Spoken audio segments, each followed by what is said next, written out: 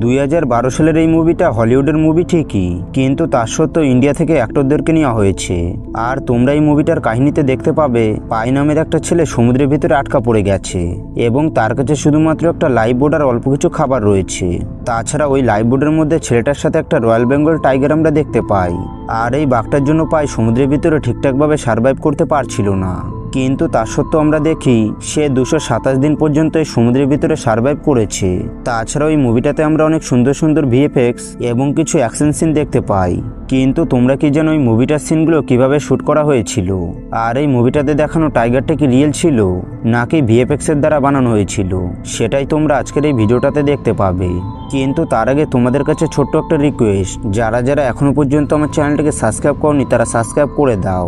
সবার প্রথমে মুভিতে তোমরা যে সমুদ্রটাকে দেখেছো সেটা কিন্তু আসল সমুদ্র ছিল না, বরং এই সিনটাকে চায়না তাইওয়ানের একটা বড় ওয়াটার ট্যাঙ্কের ভিতরে শ্যুট করা হয়েছিল। তাছাড়াও তোমরা এটা জানলে অবাক হবে যে এই সিনগুলো শ্যুট করার জন্য 6 মাস সময় লেগেছিল। তাছাড়াও এই মুভিটা দেখার পর অনেকে মনে করে যে এই টাইগারটা রিয়েল ছিল, কিন্তু এই টাইগারটাকে বানানোর জন্য সিজিআই এর ব্যবহার করা হয়েছিল। তবে মুভিটাতে টাইগারের সিনটাকে পুরো পারফেক্ট দেখানোর জন্য একটা পোষা টাইগার নেওয়া হয়েছিল। আর ওই টাইগারটাকে পুরো 60 দিন পর্যন্ত একটা খাঁচার মধ্যে বন্দি করে রাখা হয়েছিল।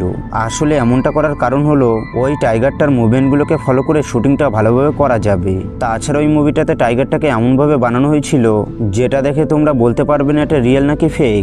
এমনকি এই মুভিটাতে সুয়েজ শর্মা অ্যাক্টিং করেছিল, কিন্তু সুয়েজ শর্মা একদমই সাঁতার কাটতে পারতো না।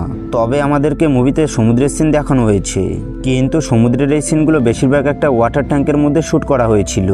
এরপর মুভিতে যখন টাইগার পাইকে খেতে আসে তখন সে টাইগারকে ভয় দেখানোর চেষ্টা করে, কিন্তু এই সিনটা শ্যুট করার জন্য একটা মানুষের গায়ে ব্লু কালারের একটা কাপড় পরানো হয়েছিল, যেটা তোমরা এখন দেখতে পাচ্ছ। তাছাড়া ওই মুভিটাতে একটা খতরনাক সিন আছে যেখানে একটা বড় তুফান আসে, যার জন্য জাহাজটা ডুবে যেতে শুরু করে। তবে জাহাজে থাকা লোকেরা এক এক করে লাইফ বোট নিয়ে তাদের জীবন বাঁচানোর চেষ্টা করে, কিন্তু একটা সময় সুরজ শর্মা জলের মধ্যে পড়ে যায় আর দেখা যায় সে জলের মধ্যে ডুবে যাচ্ছে। কিন্তু তোমরা তো ভালো করে জানো যে ডুবে যাওয়ার রিয়েল সিন রিয়েলভাবে শ্যুট করা অসম্ভব, তাই এই সিনটাকে শ্যুট করার জন্য একটা ছোট্ট সেট বানিয়ে তার মধ্যে একটা জাহাজ রাখা হয়েছিল। আর এই সিনটাকে ঠিক এইভাবে শ্যুট করা হয়েছিল যেটা তোমরা এখন দেখতে পাচ্ছ। তাছাড়াও মুভিতে তুফানের সিনগুলো দেখানোর জন্য বড় বড় ফ্যান লাগানো হয়েছিল, এমনকি শুটিং এর মাঝে মাঝে বড় বড় ঢেউ ছাড়া হতো, যার জন্য মুভির সিনগুলো পুরো রিয়েল মনে হতো। তাছাড়াও বন্ধুরা এই মুভিটা 3840 কোটি টাকা ইনকাম করেছে।